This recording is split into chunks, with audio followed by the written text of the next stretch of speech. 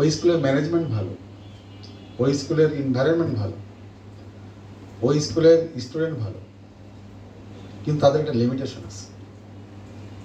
যে লিমিটেশনের মধ্যে থেকে একজন ছাত্র বা ছাত্রী অতিরিক্ত আমরা যে জিনিসগুলো তৈরি করি, যে জিনিসগুলো আমরা ওদেরকে দেওয়ার চেষ্টা করি, সেগুলিকে নিয়ে ওদের সাথে আমাদের একটা প্র্যাকটিস চলে, যেগুলি ওরা ইচ্ছা করলেও ওরা একা একা পারবে না। এক, দুই নম্বর হচ্ছে যা আমরা দিচ্ছি এটাও যে খুব অস্বাভাবিক তা না, খুব কঠিন তাও না, বাট সাজিয়ে গুছিয়ে একটা জিনিস দেওয়া। একসময় দাদিরা নানিরা পিঠা বানাইতো, আমরা যা খাইতাম। এখন কিন্তু দাদি নানি পিঠা বানা বলে যাচ্ছে, কারণ পিঠা আয়োজন করে বানানোর যে বিষয়টা সেটা আর নাই। এই কষ্টটা কেউ করতে চায় না। এখন ডাইনিং রুমের সামনে পিছিয়ে ঘর থেকে বেরোলে সেই যে পিঠা আমি চাচ্ছি সেটাই পাচ্ছি। এই যে একটা আয়োজন, সেই আয়োজনটাই কিন্তু রিপোর্ট কার্ড কোচিং করে, যেটা ও বাসায় বসে কারণে আমরা আমাদের কাছে আসে, যে আয়োজনটা আমরা তাদের কাছে অ্যাপ্লাই করি, সেই আয়োজনটা ওদের উপর যে অ্যাপ্লাই করার পর ওদের কাছ থেকে যে একটা আউটপুট নিতে হবে, ওকে আমাকে এটা দিতে হবে, ও ওটা নিতে পারবে, নিতে না পারলে কি করতে হবে, এবং নিতে পারার জন্য কি কি ব্যবস্থা আছে আমাদের, সেগুলি কিন্তু আমাদের অনেক অভিজ্ঞতা থেকে আমরা সেগুলি করে থাকি। সেজন্য সর্বোপরি এমসিসি একটা নিজস্ব ফ্লেভার আছে। এই ফ্লেভারটা সবকিছু মিলিয়ে, আর এই ফ্লেভারটার মধ্যে বাকি 900 জন চেনে এমসিসি,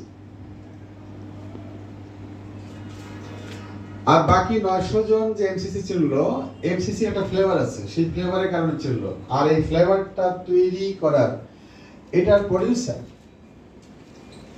এগুলির বা এই ফ্লেভারের যে একচ্ছত্র যে আধিপত্য, বা এই ফ্লেভার তৈরি হয় যাদের মাধ্যমে, এই ফ্লেভারটা এই 900 ছাত্রছাত্রী বা তারা সংশ্লিষ্ট গার্ডিয়ান এমসিসি যে ফ্লেভারটা নিয়ে দৌড়ে আসলো 8,000 টাকা। এটা আপনাদের খুশি করার জন্য বলবি, এটা বাস্তবতা, সত্য, এবং এটাই হচ্ছে একজন শিক্ষকের বৈশিষ্ট্য।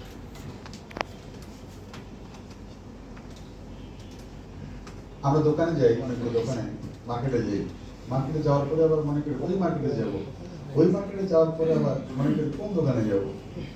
একই রকম দোকান অনেকগুলো, সেই একই রকম দোকানের মধ্যে কোন দোকানটা ভালো, সব জিনিস এক, তারপরে ওইটা ভালো, কে ভালো, যে সেলসম্যানটা খুব সুন্দর কথা বলে,